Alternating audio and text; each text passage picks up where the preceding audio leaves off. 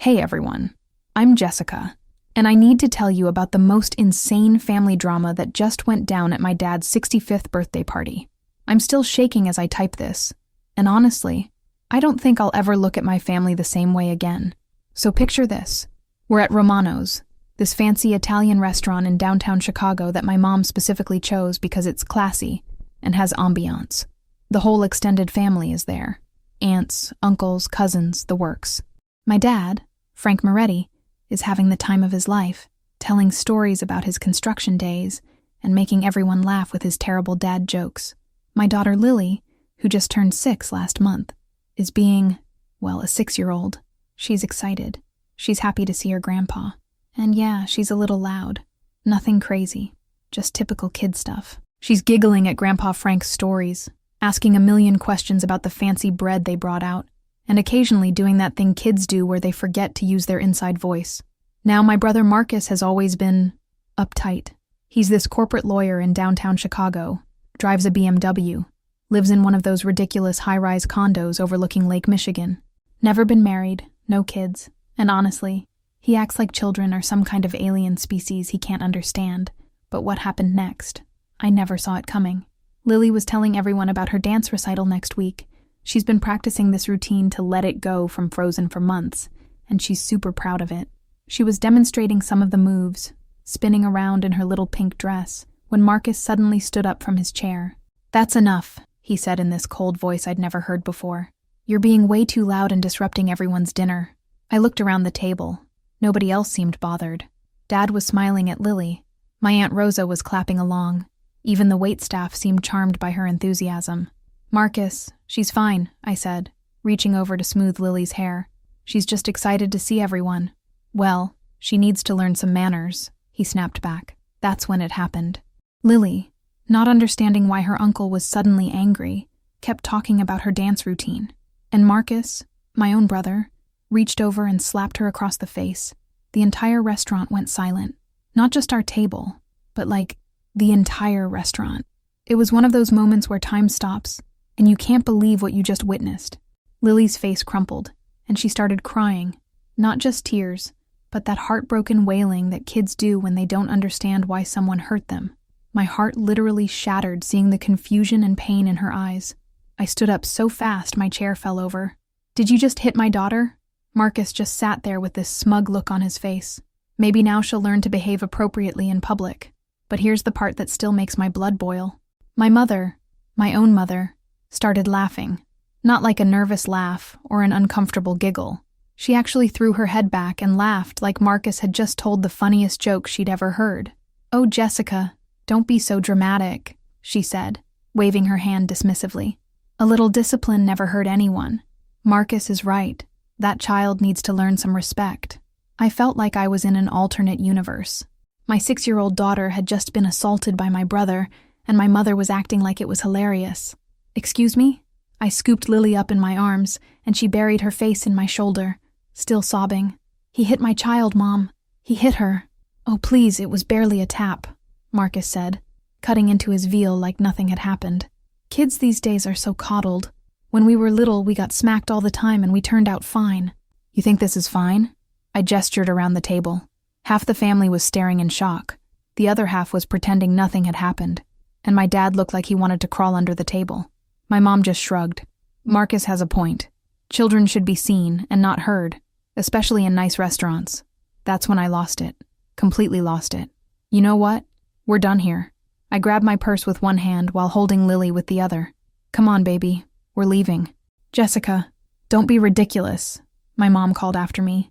"Sit down and finish your dinner. Stop making a scene." I turned around and looked at her. This woman who was supposed to protect her granddaughter, who was supposed to have my back as a mother, and I said something I never thought I'd say to my own mom. "The only people making a scene here are you and Marcus, and if you think what just happened is okay, then you're not the woman who raised me." And we walked out. Right there in front of the entire family, the whole restaurant, everyone. I carried my sobbing daughter out of that fancy Italian place and didn't look back. But that was just the beginning, because what happened over the next few days revealed some family secrets that made Marcus slapping Lily look like nothing compared to the real drama that was about to unfold. Before I continue with this absolutely insane story, do me a favor. Hit that like button if you're already invested. Let me know in the comments where you're watching from. And make sure to follow, because what comes next is going to blow your mind. Because when I got home that night and started making some phone calls, I discovered that my perfect brother Marcus had been hiding something from our family for years. Something that explained a lot about why he hates children so much. And when the truth came out, let's just say my mother stopped laughing real quick. The drive home from the restaurant was awful. Lily cried the entire time, asking me over and over why Uncle Marcus had hurt her and why Grandma thought it was funny. How do you explain to a 6-year-old that sometimes adults are just terrible people? My husband David was working late at the firehouse. He's a paramedic with Chicago Fire Department, so it was just me and Lily when we got home to our little house in Lincoln Park. I made her some hot chocolate with extra marshmallows and put on Moana, hoping to distract her from what had happened. But I couldn't stop thinking about the look on Marcus's face when he hit her. There was something cold about it, something that went beyond just being annoyed by a loud kid. It was like he enjoyed hurting her. And my mom's reaction? That kept replaying in my head on a loop. She'd laughed. My mother had actually laughed when my brother assaulted my daughter. Around 10 p.m., after I'd finally gotten Lily to bed, I called my sister-in-law Rachel. She's married to my other brother Tony, and she's always been the voice of reason in our crazy family. "Jess, what's wrong? You sound upset." I told her everything.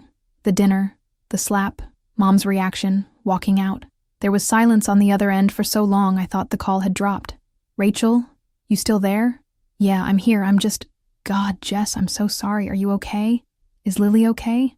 "She's sleeping now, but she's pretty shaken up. I just don't understand how my own family could react like that. Since when is it okay to hit someone else's kid? It's not okay. It's never okay." Rachel's voice was getting harder. "Jessica, there's something I need to tell you about Marcus. Something Tony made me promise never to repeat. But after what happened tonight, my stomach dropped." "What is it?" "About 3 years ago, Marcus was dating this woman named Stephanie. Really nice girl. Worked as a teacher at one of those fancy private schools in Winnetka. They seemed serious. He brought her to Christmas dinner, Easter, the whole thing. Okay. I'd vaguely remembered Marcus bringing someone to family events, but I'd been so busy with work and Lily that I hadn't paid much attention. Well, Stephanie had a daughter from a previous relationship. Emma, I think her name was. Sweet little girl, maybe 8 years old at the time. I felt a chill run down my spine. "Rachel, what happened?" Tony never told me all the details, but apparently Marcus was, let's say he wasn't good with kids. Stephanie started noticing that Emma would get really quiet and withdrawn whenever Marcus was around. The kids started having nightmares. Didn't want to be alone with him. Oh my God. It gets worse. One day, Stephanie came home early from work and found Emma crying in her room. When she asked what was wrong, Emma finally told her that Marcus had been disciplining her, hard, for things like being too loud, asking too many questions, just being a normal kid. I felt sick to my stomach. Did Stephanie report it? She confronted Marcus, and he went ballistic. Started screaming about how kids these days are spoiled brats who need to learn respect. Said Emma was manipulative and making things up for attention. Classic abuser behavior, you know? Jesus Christ. Stephanie broke up with him immediately, but she didn't report it because Emma begged her not to. The poor kid was terrified it would somehow be her fault. But get this, your mom knew about all of this. What? Stephanie called your mom after the breakup, wanted to warn the family in case Marcus ever dated someone else with kids. And your mom told her she was overreacting. Said Marcus just believed in old-fashioned discipline, and that modern parents are too soft. I was pacing around my living room now, trying to process what Rachel was telling me. So Mom knew Marcus had a history of hurting kids, and she still laughed when he hit Lily? It sounds like your mom has been enabling this behavior for years, making excuses for him, covering for him. But why? Why would she protect him over her own granddaughter? Rachel was quiet for a moment. "Jess, you know how your mom is about Marcus. He's always been the golden child, the successful lawyer, the one who makes good money, the one who never gave them any trouble growing up." That was true. Marcus had always been Mom's favorite. Even when we were kids, he could do no wrong in her eyes. Tony wanted to say something to your parents years ago, but I talked him out of it. I thought maybe it was a one-time thing. Maybe Marcus would get help or something. Now I wish we'd spoken up. This is insane. My own family has been protecting a child abuser. I'm so sorry, Jessica. If I'd known something like this might happen, It's not your fault. But I was furious. Furious at Marcus. Furious at my mom. Furious at the whole situation. Rachel, I need you to do me a favor. I need Tony to tell me everything he knows about what happened with Stephanie and her daughter. Every detail. Jess, what are you thinking? I'm thinking that my daughter isn't the first kid Marcus has hurt, and she's not going to be the last. And I'm thinking that my mother needs to understand exactly what kind of man she's been protecting. After I hung up with Rachel, I sat in my dark living room, staring at the family photos on the mantel. There was one from last Christmas. Me, David, Lily, my parents, Marcus, Tony, and his family, all smiling like we were this perfect, happy family. But it was all a lie. We weren't a happy family. We were a family that protected abusers and silenced victims. We were a family where a grown man could slap a 6-year-old girl and face no consequences. Well, that was about to change. I picked up my phone and started making a list of everyone I needed to call. Stephanie, if I could find her. Other women Marcus had dated. Maybe some of his colleagues who might have witnessed concerning behavior. Because if my brother thought he could hurt my daughter and get away with it, he was about to learn just how wrong he was. And if my mother thought she could laugh about it, she was about to discover that this particular family secret wasn't staying buried anymore.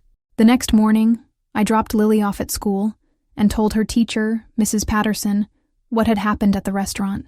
She was horrified and assured me they'd keep an extra eye on Lily in case she seemed upset or traumatized. Then I went home and became a woman on a mission. First, I called Tony. He was at his plumbing job, but when I told him it was about Marcus and what happened to Lily, he said he'd call me back on his lunch break.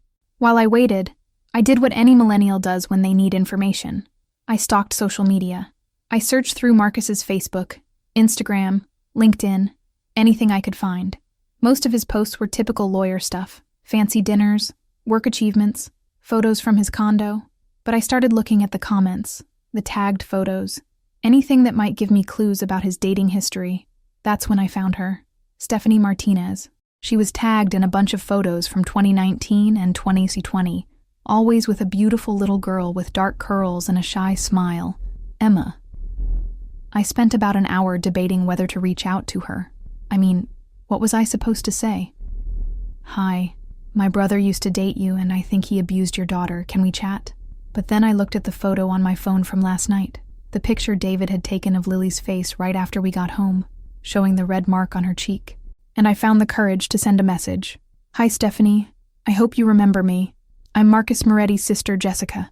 I know this is going to sound strange, but something happened with my daughter and Marcus last night, and I was wondering if we could talk. I understand if you don't want to, but I think it might be important for both our families. I hit send before I could chicken out. Tony called back around noon, and he was pissed.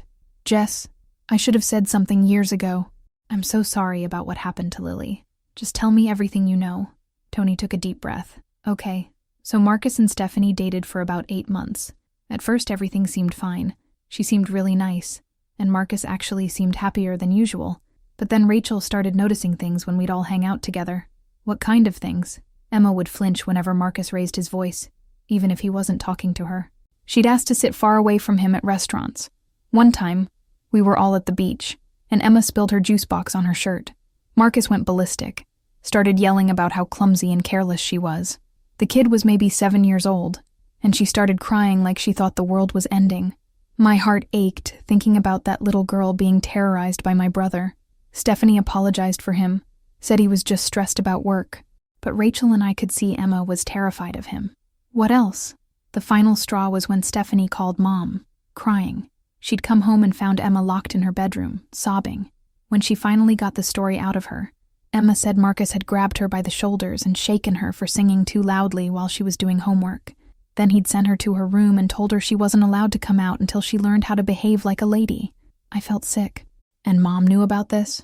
Stephanie was beside herself. She asked Mom what she should do, if she should call the police, if there were other incidents the family knew about. And Mom told her she was overreacting, said Marcus believed in discipline and that maybe Emma needed to learn some boundaries. Jesus. Stephanie hung up and never spoke to any of us again. Can't say I blame her. After I hung up with Tony, I sat staring at my phone, wondering if Stephanie would even respond to my message. Would she want to relive that trauma? Did she even want anything to do with our family after how my mother had treated her? Around 2 p.m., my phone buzzed. Stephanie had responded. Jessica, I remember you. I'm so sorry to hear something happened with your daughter. I've been dreading this day for years, knowing that Marcus would eventually hurt another child. Can you call me? I'm working from home today. My hands were shaking as I dialed her number. Stephanie, this is Jessica Moretti. Hi, Jessica. First, let me say how sorry I am about what happened to your little girl. Is she okay? Her voice was warm but tired, like someone who'd been carrying a heavy burden for too long. She's physically fine, but emotionally, it's going to take some time.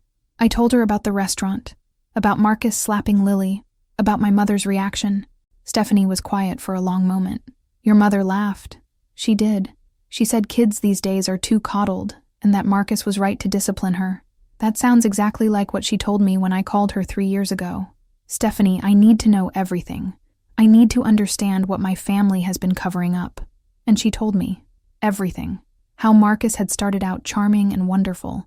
How he'd slowly become controlling and critical of Emma. How he'd begun correcting Emma's behavior with increasingly harsh punishments. How Emma had started wetting the bed again, something she hadn't done since she was 4. The day I finally broke up with him, he told me that Emma was a spoiled brat who needed a strong male figure to teach her respect. He said her father had obviously failed her, and now it was his job to fix the damage. God, Stephanie, I'm so sorry. The worst part was your mother's reaction when I tried to warn your family. She made me feel like I was crazy, like I was the problem. It took me months of therapy to trust my own instincts again. Is she okay now? She's doing better. She's 11 now, in therapy, doing well in school. But she still has nightmares sometimes. She still flinches when men raise their voices. I was crying now, thinking about this little girl whose childhood had been damaged by my brother, and how my family had basically told her mother it was no big deal. Stephanie, I want to make this right somehow. I don't know how, but I need to do something. The best thing you can do is protect your daughter and make sure Marcus faces some consequences for once in his life. Your family has been enabling him for years. After we hung up, I realized Stephanie was right. My family had been enabling Marcus, making excuses for him, covering up his behavior, and it had to stop.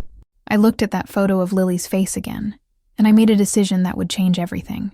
I was going to make sure Marcus finally faced the consequences of his actions, and if my family didn't like it, well, they could join him in learning that there are some lines you just don't cross, especially when it comes to hurting children.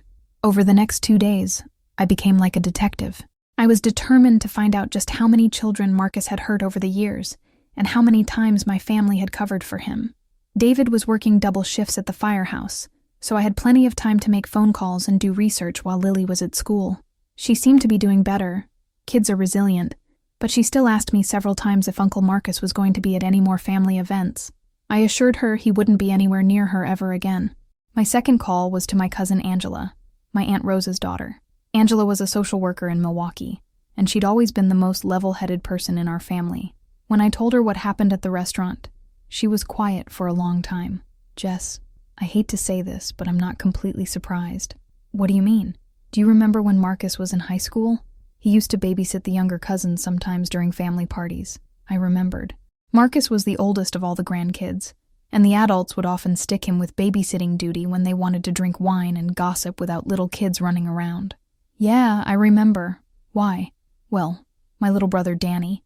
You remember Danny? He's about 10 years younger than us. He used to come home from those parties acting really weird. Quiet, clingy, didn't want to go to family events anymore. My stomach dropped. Angela, what are you saying? When Danny got older, like maybe when he was in college, he told me that Marcus used to discipline the little kids when the adults weren't watching. He'd make them sit perfectly still for hours, wouldn't let them talk or move. If they fidgeted or made noise, he'd pinch them or pull their hair. Jesus Christ. Danny never told the adults? He tried once. He told my mom that Marcus was being mean to the little kids, but she just brushed it off. Said Marcus was being responsible and keeping them in line. So this has been going on for decades? It sounds like it. And Jess, I think there might be more. Angela told me to call our cousin Maria in Phoenix. Maria's daughter Sophia was now 16, but when she was little, around 8 or 9, the family had visited Chicago for my grandmother's funeral. Sophia stayed with your parents for a few days because we couldn't afford a hotel for everyone, Maria told me when I called her that afternoon. When we picked her up, she was different. Really quiet, jumpy. She didn't want to hug anyone goodbye. Did she say what happened? Not at first, but a few weeks later she told me that Uncle Marcus had yelled at her for leaving toys in the living room. He'd grabbed her by the arm so hard it left bruises and told her she was a messy, disrespectful little girl who needed to learn some manners. I was writing all of this down, building a timeline of Marcus's behavior. Did you say anything to my parents? I called your mom, and she said Sophia was probably exaggerating because she wasn't used to discipline. Said Marcus was just trying to help teach her responsibility. The same response. Every time. My mother defending Marcus and dismissing the concerns of the people trying to protect their children from him. Maria, I'm so sorry. I had no idea any of this was happening. It's not your fault, Jess. But honestly, after that visit, we stopped coming to family events in Chicago. We couldn't risk Sophia being around Marcus again. That explained why Maria's family had been absent from so many gatherings over the years. I'd always wondered why they never visited anymore. By Thursday evening, I had documented at least 6 incidents over the past 15 years where Marcus had physically or emotionally abused children in our family, and every single time, my mother had defended him and dismissed the concerns of the parents. That's when I decided it was time to confront her directly. I called and asked if I could come over to talk. She sounded annoyed, probably because I'd been ignoring her calls since the restaurant incident, but she agreed. My parents live in the same house in Elmwood Park where I grew up, a tidy brick bungalow with my mom's prized rose garden in the front yard. When I walked in, Dad was in his recliner watching the Cubs game, and Mom was in the kitchen making her famous marinara sauce. Well, look who finally decided to show up, Mom said, without turning around from the stove. I suppose you're here to apologize for that dramatic little scene at your father's birthday dinner. Actually, Mom, I'm here to talk about Marcus and his history of abusing children. The wooden spoon clattered to the floor. Mom turned around slowly, her face flushed red. What did you just say to me? I said I want to talk about Marcus's history of abusing children, starting with what happened to Stephanie Martinez's daughter Emma 3 years ago. I don't know what you're talking about. Really? Because Stephanie remembers calling you, crying, asking for your advice after she found out Marcus had been hurting her 8-year-old daughter. And she remembers you telling her she was overreacting. Dad had muted the TV and was watching us with a worried expression. Stephanie was a dramatic woman who couldn't handle the fact that her daughter needed some discipline, Mom said, but her voice was shaky. What about Sophia? When she stayed here after Grandma's funeral and Marcus grabbed her so hard he left bruises. Sophia was a difficult child who... What about Danny? When he was little, and Marcus would pinch him and pull his hair during family parties. Danny was always making up stories. What about my daughter? I stepped closer to her, my voice getting louder. What about Lily, Mom? Are you going to tell me she deserved to be slapped by a grown man for being excited to see her grandfather? Mom's face crumpled, and for a second, I thought she might actually admit the truth, but then her expression hardened again. Marcus believes in teaching children respect. There's nothing wrong with that. There's everything wrong with that. He's been terrorizing kids for decades, and you've been covering for him every single time. I won't stand here and listen to you badmouth your brother. My brother is a child abuser, and you're an enabler. The slap came out of nowhere. Just like Marcus had done to Lily, my mother reached out and slapped me across the face. For a moment, we both just stared at each other in shock. Then Dad stood up from his chair. Maria, what the hell is wrong with you? But I was already walking toward the door. You know what, Mom? Now I understand exactly where Marcus learned that it's okay to hit people when you don't like what they're saying. I looked back at her one more time. You're going to hear from me again. But next time, it won't be just a conversation. Because I'd made a decision. If my family wouldn't hold Marcus accountable, then I'd find someone who would. The drive home from my parents' house was a blur. My cheek was still stinging from where Mom had slapped me, and I kept thinking about the look on her face when she did it. The same cold, entitled expression Marcus had when he hit Lily. It was like the universe was showing me exactly what kind of people I was dealing with. When I got home, David was just getting back from his shift. One look at my face, and he knew something was wrong. Jess, what happened? Your cheek is red. I told him everything. About my conversations with Stephanie, Angela, and Maria. About the pattern of abuse and enablement. About confronting my mother and getting slapped for it.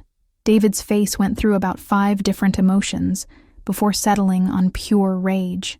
She hit you? Your own mother hit you for trying to protect children? The apple doesn't fall far from the tree, apparently. David pulled me into a hug. Okay, that's it. We're done trying to handle this as a family. It's time to involve some professionals. What do you mean?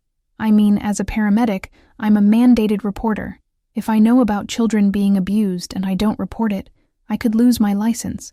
But more importantly, as Lily's father and your husband, I'm not going to stand by and watch your family hurt my girls. That night, we made a plan. David would file a report with Child Protective Services about Marcus's pattern of behavior. I would document everything I'd learned and provide it to CPS as evidence, and we would make sure that every parent in our extended family knew exactly what Marcus was capable of. But first, I had one more phone call to make. I called my Aunt Rosa, Angela's mom. Rosa had always been like a second mother to me, and she was the only person in my parents' generation who'd ever questioned the family's hero worship of Marcus. Aunt Rosa, I need to tell you something important about Marcus, and I need your help. I laid out everything I'd discovered. Rosa listened in horrified silence as I told her about Stephanie's daughter, about Sophia, about the pattern of abuse going back decades. Jessica, honey, I had my suspicions about that boy years ago, but your mother always made it seem like we were being too sensitive. What do you mean? When Angela's kids were little, I noticed they never wanted to be alone with Marcus. And remember your cousin Tommy's son, little Michael? Yeah, what about him? Michael's probably about 25 now, lives in California. But when he was maybe 10 years old, he told his parents that Uncle Marcus had locked him in the basement during a family party for being too wild. When Tommy confronted Marcus, Marcus said the kid was lying for attention. And what did my parents say? Your mother said boys that age make up stories, and your father just stayed quiet like he always does when it comes to Marcus. I was furious all over again. So there are even more victims. I'm afraid so, honey. And Jessica, I think it's time this family faced some hard truths. Rosa agreed to help me contact other family members to find out if there were other incidents we didn't know about. She also promised to support me when things got ugly with my parents. Your mother isn't going to take this well, she warned me. I don't care.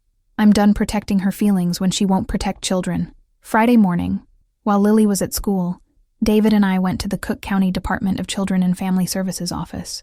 We met with a social worker named Mrs. Chen, who listened to our story with the kind of calm professionalism that told me she'd heard similar things before. Mr. and Mrs. Thompson, I want to commend you for coming forward.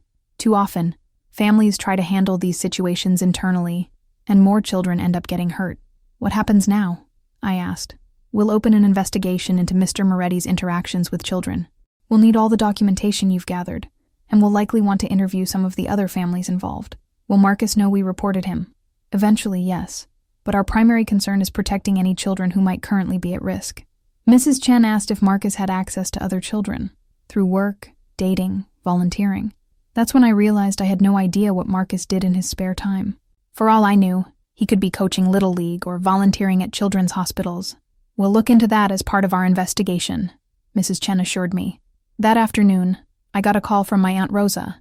She'd been busy making phone calls of her own. Jessica, you need to sit down for this. What did you find out?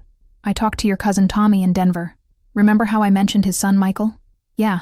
Well, Michael is 26 now, married, has a little girl of his own. When Tommy told him what was happening with Marcus, Michael finally felt safe enough to tell the whole truth about what happened when he was a kid. My heart sank. What's the whole truth? It wasn't just being locked in the basement. Marcus had been touching him inappropriately during family visits for years. Michael never said anything because Marcus told him it was normal, that all uncles did things like that with their nephews. I felt like I was going to throw up. Oh my God. Tommy is beside himself. He had no idea.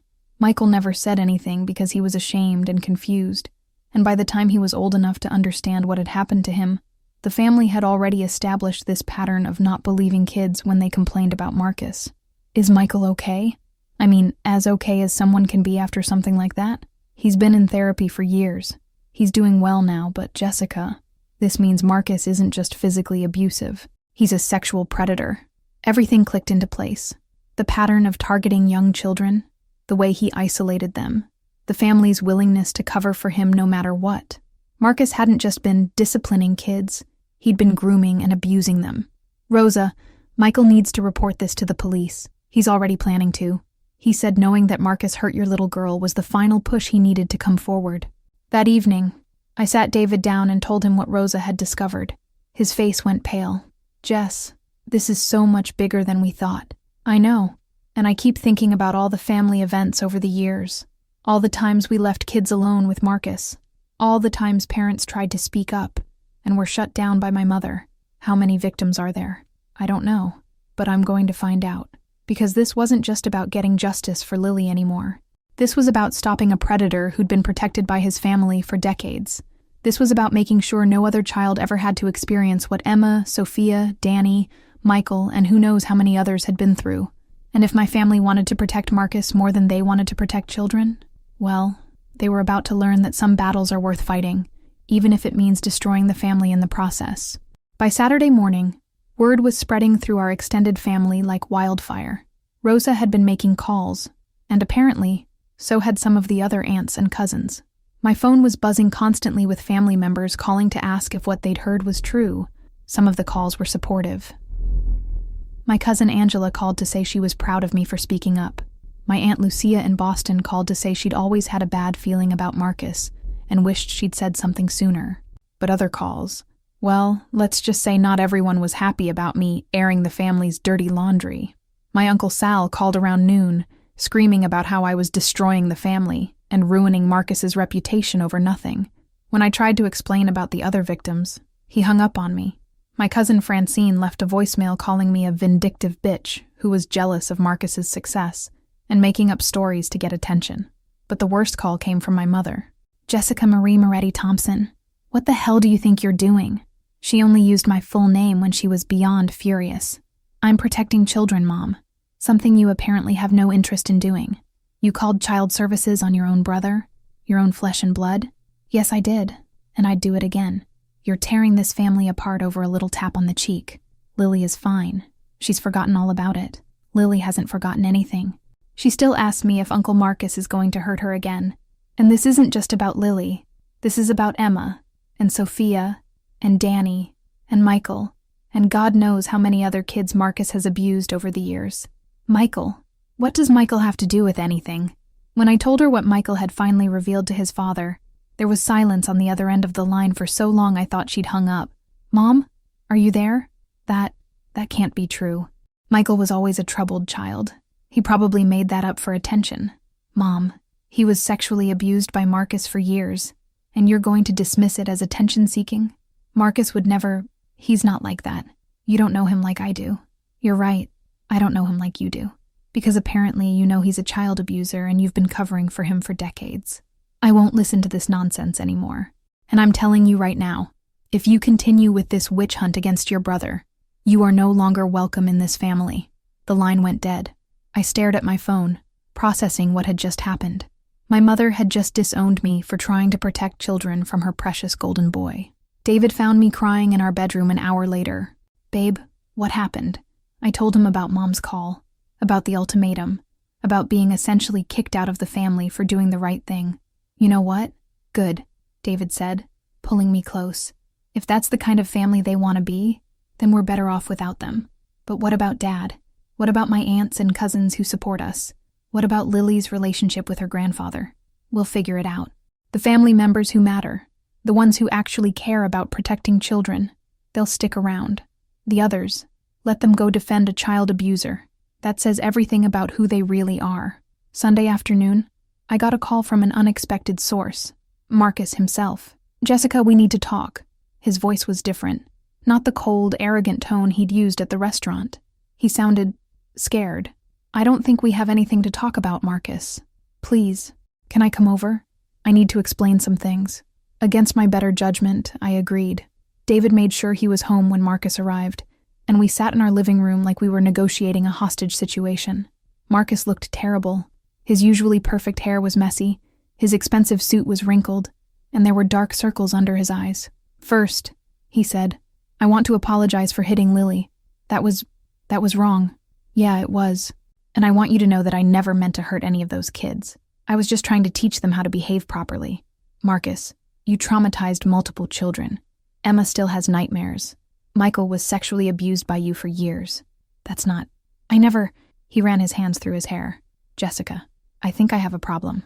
David and I exchanged glances. What kind of problem? David asked. I don't know how to explain it. When I'm around kids, especially when they're being loud or messy or kid-like. I just get this rage, this need to control them, to make them behave. And I know it's not normal, but I can't seem to stop myself. So you admit you've been abusing children? Yes, I think I have been, and I know I need help. I stared at my brother, trying to reconcile this broken man with the cold predator who'd hurt so many children. Marcus, if you really want help, if you really want to change, then you need to turn yourself in. You need to cooperate with the CPS investigation and the police investigation. You need to make this right with your victims. I can't go to prison, Jess. My career, my reputation. Your career and reputation should have been the least of your concerns when you were hurting children. Marcus was quiet for a long time. Then he said something that made my blood run cold. What if I told you there were more? Kids you don't know about? What do you mean? I've been volunteering with Big Brothers Big Sisters for 3 years. And I've been inappropriate with some of my mentees. David stood up so fast his chair fell over. You sick son of a bitch. How many kids? 4? Maybe 5? It's hard to remember. I felt like I was going to throw up. While our family had been covering for Marcus, protecting his reputation, he'd been using that protection to gain access to more vulnerable children through a mentoring program. Marcus, you need to leave. Now. And you need to call the police and confess to everything you've done. Jessica, please, get out! David shouted. Get out of our house before I do something I'll regret. Marcus left, and I immediately called Mrs. Chen at CPS to report what he'd told us about the Big Brothers Big Sisters program. Mrs. Thompson, thank you for calling this in immediately. We'll contact the program right away and make sure those children are safe. That night, as I was putting Lily to bed, she asked me why I'd been crying so much lately. Mommy's just dealing with some grown-up problems, sweetheart, but everything's going to be okay. Is Uncle Marcus in trouble for hurting me? Yes, baby. Uncle Marcus is in big trouble, and he's never going to hurt you or any other kids ever again. Good, she said firmly. He was mean. As I tucked her in and kissed her goodnight, I realized that my 6-year-old daughter had more moral clarity than most of the adults in my family. But the hardest part was still coming, because I had a feeling that Marcus confessing to David and me was just the beginning. And when the full truth came out, when the police arrested him and the media got hold of the story, my family was going to have to face some very uncomfortable truths about who they'd been protecting all these years. Monday morning changed everything. I was making Lily's lunch when my phone started ringing nonstop. First it was Rosa, then Angela, then Tony, then numbers I didn't recognize. Jessica, turn on Channel 7 News. Now. I grabbed the remote and flipped to the local news station. There was Marcus, in handcuffs, being led out of his high-rise condo building. The reporter was talking about charges of child sexual abuse, assault, and something called aggravated criminal sexual abuse of a minor. A prominent Chicago attorney has been arrested on multiple charges involving the abuse of children both within his family and through his volunteer work with Big Brothers Big Sisters. Marcus Moretti, 35, of downtown Chicago, is being held without bail, pending investigation into allegations spanning more than 15 years. I sank onto the couch, staring at the screen. It was really happening. Marcus was actually going to face consequences for what he'd done. Then my phone rang. It was my dad. Jessica, what have you done? His voice was broken, exhausted. Dad, I protected children. I did what you and Mom should have done years ago. Your mother is in the hospital. My heart stopped. What? She had a panic attack when she saw the news. Couldn't breathe, chest pains, the whole thing. We're at Northwestern Memorial right now. Is she okay? Physically, yes. But Jess, she's not handling this well. The reporters are calling the house, asking about the family's knowledge of Marcus's behavior. Your mom keeps saying this is all your fault, that you destroyed the family. Dad, Marcus destroyed the family when he started abusing children. I just made sure everyone found out about it. I know. And Jessica, I owe you an apology. I wasn't expecting that.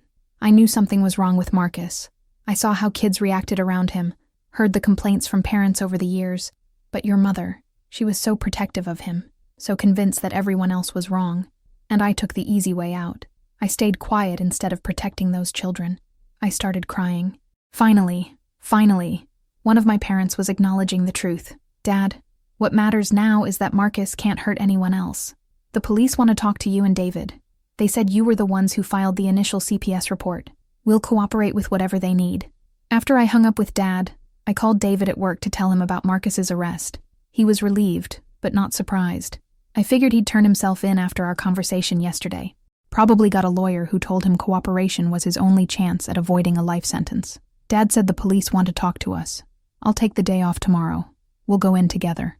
That afternoon, while Lily was at her after-school program, I decided to drive over to my parents' house. I needed to see my dad, and honestly, I needed to get some of my childhood stuff before my mother decided to throw it all away in a fit of rage. Dad answered the door, looking like he'd aged 10 years in the past week. "She doesn't want to see you," he said quietly. I figured. "How is she?" "Sedated. The doctor gave her something to help with the anxiety. She keeps asking how this could happen to her Marcus." "Dad, can I ask you something?" "Sure. Did you know about Michael? About what Marcus did to him when he was little?" Dad's face crumpled. "Not at the time. Tommy told me yesterday after Michael decided to go to the police." "Jesus, Jess. That boy was just 8 years old when it started. And you had no idea?" "I should have known. There were signs, but I didn't want to believe my own son could do something like that." We stood in the doorway for a while, both of us crying. Then Dad surprised me. "I'm proud of you." "What?" "I'm proud of you for being braver than I was, for protecting your daughter and all those other children. It took guts to stand up to this family, and I should have done it years ago." "Dad, it's not too late. You can still do the right thing. You can support the investigation, help the victims get justice. I already called that social worker, Mrs. Chen, told her I'd testify about anything I witnessed over the years. And I called Tommy, told him I'd support Michael however he needs. I hugged my dad for the first time in years. Really hugged him. What about Mom? Your mother? She's going to need time. A lot of time. And probably therapy. She's built her whole identity around being Marcus's mother, around having this successful lawyer son. Finding out he's a predator, it's shattered her entire worldview. Will she ever forgive me?" Dad was quiet for a long moment. "I don't know, sweetheart. Right now she's blaming you for everything. But maybe someday, when she's had time to process all this, she'll understand that you were trying to protect innocent children." That evening, I got a call from Detective Sarah Rodriguez with the Chicago Police Department. She wanted to interview David and me about our knowledge of Marcus's behavior and our decision to file the CPS report. "Mrs. Thompson, I want you to know that your actions likely prevented more children from being victimized. We've already identified 6 additional victims through the Big Brothers Big Sisters program, and there may be more. 6 more kids. 6 more children who'd been hurt by Marcus while our family protected his reputation. Detective, how many victims are we talking about total? So far? 12 confirmed victims spanning 15 years. The youngest was 6 years old. Lily's age. Marcus had been hurting children Lily's age for 15 years. Will he go to prison? With this many victims and this much evidence? Yes. He's looking at decades behind bars." That night, David and I sat on our back porch after Lily had gone to bed, processing everything that had happened. "Do you regret it?" he asked. "Reporting him? Going against your family?" I thought about it for a minute. I thought about my mother in the hospital, about my father's tears, about the family gatherings that would never be the same. I thought about the reporters calling our house, about the whispers at Lily's school, about how complicated our lives had become. Then I thought about Emma, still having nightmares 3 years later. I thought about Michael, carrying the trauma of sexual abuse for 20 years. I thought about those 6 kids in the Big Brothers program who might still be getting therapy for what Marcus did to them.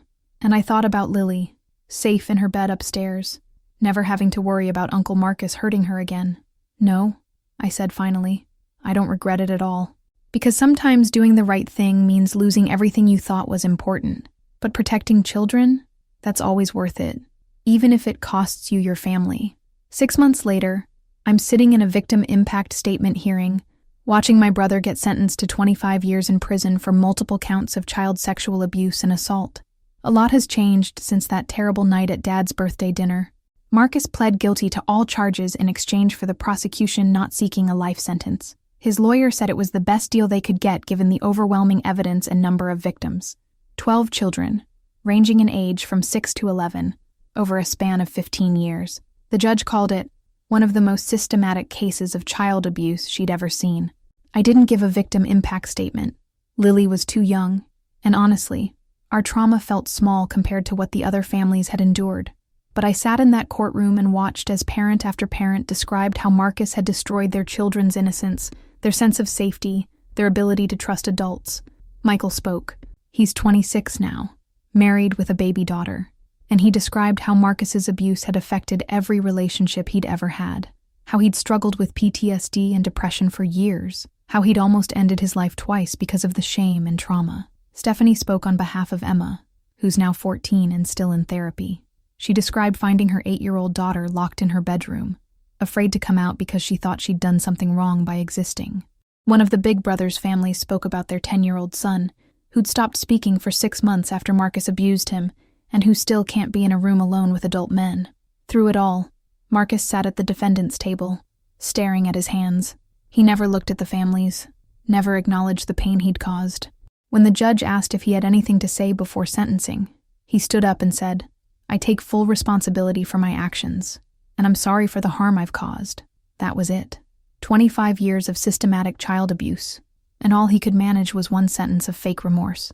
But you know what? It doesn't matter, because he's going to prison for a long time, and he'll never be able to hurt another child. As for my family, well, that's complicated. My mother and I still haven't spoken directly. She's been in therapy for months, trying to process how she enabled and protected a child predator for decades. According to Dad, she's slowly starting to acknowledge that she was wrong, but she's not ready to face me yet. Maybe someday. Dad and I have rebuilt our relationship. He testified for the prosecution, admitting that he'd witnessed concerning behavior from Marcus over the years, but had failed to act on it. He's been going to therapy too, dealing with his own guilt about not protecting those children when he had the chance. Tony and Rachel have been amazing. They've made sure Lily still has a relationship with her Uncle Tony and her cousins, and they've been incredibly supportive throughout this whole ordeal. Rachel actually thanked me for having the courage to speak up when she and Tony hadn't. The extended family is split. About half of them support what I did and acknowledge that Marcus needed to be stopped. The other half still think I destroyed the family and refuse to speak to us. Honestly, I'm okay with that. Anyone who thinks protecting a child abuser is more important than protecting children isn't someone I want in my life anyway. Aunt Rosa has become like a second mother to me and Lily. She organized a support group for the family members who were dealing with the trauma of learning that someone they loved was a predator. It's been helpful to talk to other people who understand the guilt, the anger, the sense of betrayal. And Lily? Lily is doing great. She's 7 now, thriving in 2nd grade, still dancing, still singing too loudly, still being the joyful, exuberant kid she's always been. She remembers what happened at the restaurant, but she's not traumatized by it. Kids are resilient, especially when they're protected by adults who actually put their safety first. David and I are stronger than ever, going through something this intense together, standing up for what's right even when it's hard. It's shown us both what kind of people we want to be and what kind of family we want to raise. We've also gotten involved with organizations that work to prevent child abuse. I've been writing articles about the warning signs, about how families can inadvertently enable abusers, about the importance of believing children when they try to tell you something's wrong. David has been doing training sessions for other first responders, about recognizing signs of abuse. Because here's what I learned from all of this. Child abuse thrives in families and communities that prioritize reputation over safety, that value keeping secrets over protecting victims, that choose the comfort of adults over the well-being of children. My family spent decades protecting Marcus because he was successful, because he brought prestige to the family name, because admitting what he was would have been uncomfortable and embarrassing. And in doing so, they enabled him to hurt 12 children, 12 kids who deserved better, 12 kids who deserved adults who would believe them, protect them, fight for them. I couldn't save those 12 kids, but I could make sure Marcus never hurt another child. And I could make sure my daughter grows up knowing that the adults in her life will always choose her safety over anyone else's comfort. The truth is, I lost a family when I reported Marcus, but I gained something more important. The knowledge that I did the right thing, that I protected innocent children, that I broke a cycle of abuse and enablement that had gone on for far too long. Some people might say the price was too high. Some people might say I should have tried to handle it within the family. Some people might say I ruined Marcus's life over mistakes, but those people are wrong. Marcus ruined his own life when he chose to abuse children. And anyone who thinks protecting a predator is more important than protecting his victims, well, those aren't the kind of people I want in my life anyway. So here's my message to anyone watching this who might be in a similar situation. Believe the children. Protect the children. Report the abuse. Even if it's your own family member. Even if it's uncomfortable. even if people accuse you of being dramatic or vindictive or attention-seeking. Children's safety is more important than adult comfort. Children's truth is more important than family reputation. And sometimes, the most loving thing you can do for your family is to hold them accountable when they're wrong. Marcus is in prison now, where he belongs. Those 12 kids are getting the therapy and support they need. My family is slowly learning how to process the truth about who they protected for all those years. And Lily? Lily is safe, happy, and surrounded by adults who will never let anyone hurt her again. That's worth losing everything for. Thanks for following this crazy, heartbreaking, but ultimately hopeful journey with me. If this story helped you in any way, or if you're dealing with something similar in your own family, please hit that like button and let me know in the comments. Share this story if you think it might help someone else find the courage to speak up. And remember, you are not responsible for other people's crimes, but you are responsible for your response to them. Choose the children. Always choose the children. Peace and love to all of you. And remember, sometimes the hardest battles are the ones most worth fighting. If you made it this far, thank you for listening to my story. If this helped even one person find the courage to speak up for a child in danger, then sharing this painful experience was worth it. Hit that like button. If you believe children deserve protection over family loyalty, drop a comment letting me know where you're watching from, and don't forget to follow for more real stories about finding the strength to do what's right, even when it costs you everything. Stay strong, stay brave, and never stop fighting for the innocent.